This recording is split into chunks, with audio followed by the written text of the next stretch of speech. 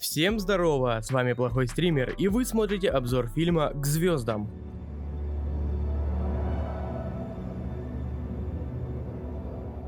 Ну а перед началом я хочу попросить вас поставить лайк и подписаться на канал, этим вы очень сильно поможете мне. В этом фильме настолько много косяков, что я даже сделал счетчик вот тут. Ну и начнем, пожалуй, с того, что его снимали целых 3 страны. Следовательно, обосраться было сложно, но они смогли. Как звучит слоган фильма: «Ответы на ваши вопросы лежат за пределами досягаемости». Поэтому мой вопрос отпадает.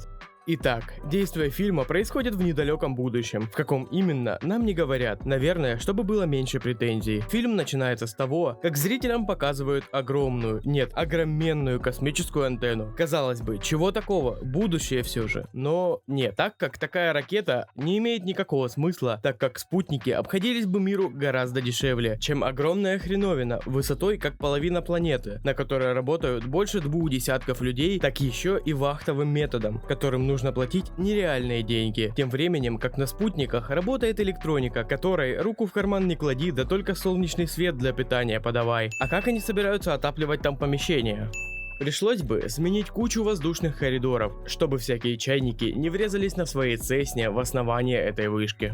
Даже если бы мир смог решить все эти проблемы, одну они бы точно не решили, и называется эта проблема физика. При такой высоте антенны она, во-первых, должна быть минимум раз в 10 толще, во-вторых, она бы мгновенно загнулась от напряжения металла, так как наша планета непрерывно вращается, а это на секунду 1674 км в час. Нехило, да?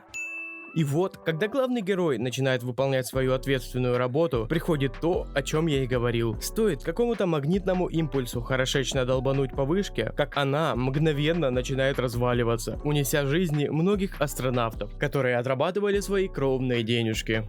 Центр, там много людей. Прием.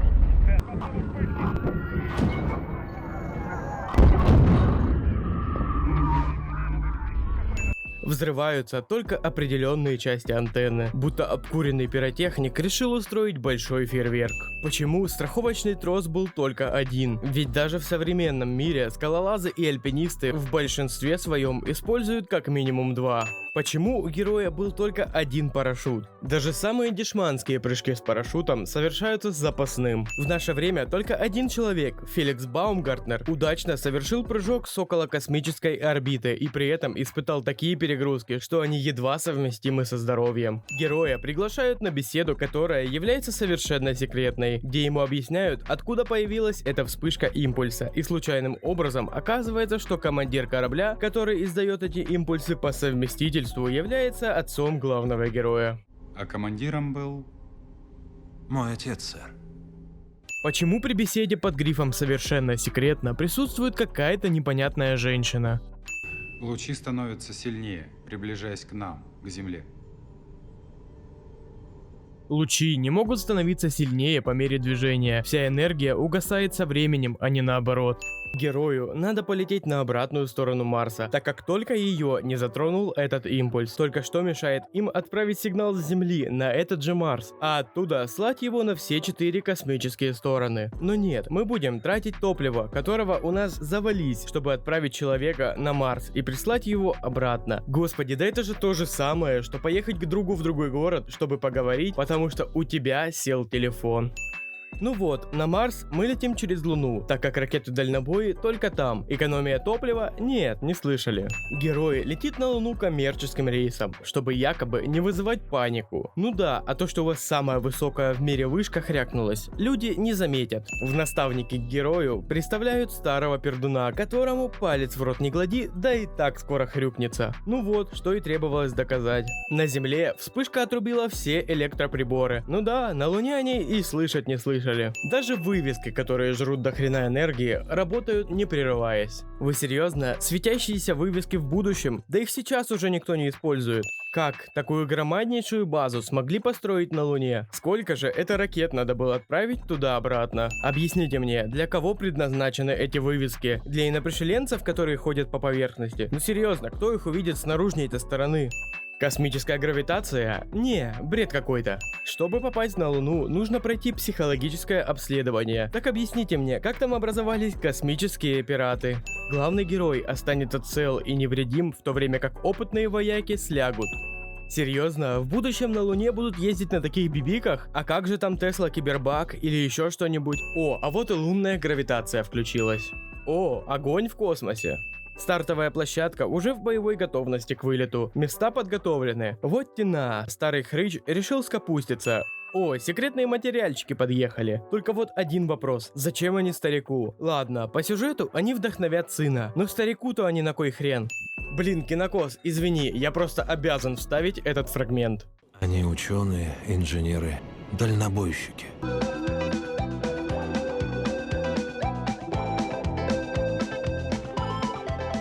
Водяра на борту? Серьезно? Ну вот, бибизянка убила капитана, а ведь Рой говорил.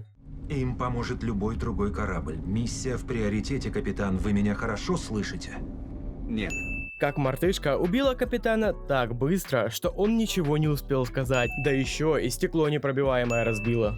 Внимание! Самые новейшие разработки космических ученых. Герметичный скотч. Да Рой гений, он и от макаки спасет, и корабль с неработающими стабилизаторами посадит. Мужчина мечта. Ну ничего себе, звукозаписывающая студия на Марсе? Зачем? Банька, парилка, ебля горилка, водка и пивас, полный расколбас. Ну да, на сообщение правительства его отец не отвечает, а на сопливую болтовню ответ приходит во время того, как Рой еще не договорил. Пап, я хочу тебя увидеть. Я помню, как мы смотрели черно-белые фильмы. Ты любил мюзиклы. Помню, как занимались математикой. Любящий сын Рой.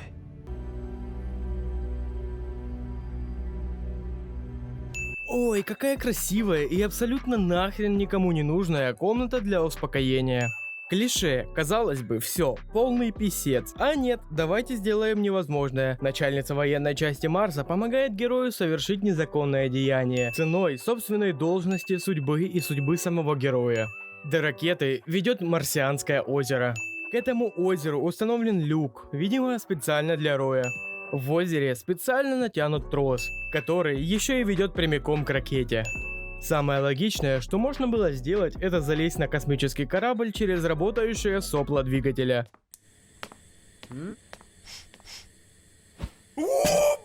горю! Жопа горит! Потушите мою жопу!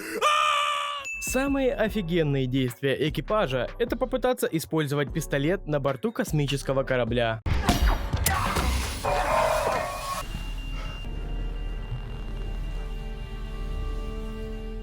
Ну вот, что и требовалось доказать. Рой в одиночку управляет космическим кораблем в течение 79 дней. Зачем тогда нужны были целых 3 члена экипажа, если один бы вполне справился? Ой, батя сына чуть не убил. А нет, видимо, только на Земле эти волны опасны, так как Луна целая, корабль тоже. Вот батя у Роя недальновидный. Вон, сынок всех из кораблей выбрасывал, а батя этих оставил, видимо, для скрашивания одиночества. О, а вот и идиотизм батя подъехал. Рой установил бомбу, а его на разговоры о продолжении миссии проперло. Отец вдруг захотел самовыпилиться. Почему ни один ударившийся о щит камень не отклонил Роя от его траектории? Как он точно рассчитал траекторию прыжка? Зачем, мать вашу, вращающийся радар в космосе? Они используются только на Земле и в условиях космоса бесполезны. Магнитные импульсы разрушают Землю? А давайте-ка мы используем силу атомного взрыва для разгона ракеты. Ой, опять огонь в космосе, так еще и такой долгий. Я не знаю будущего. Но я не боюсь. Я буду жить и любить. Конец. Ну а вы были на канале Плохой Стример. Надеюсь, вам понравился обзор фильма. Поэтому поставьте лайк и подпишитесь на канал. Увидимся!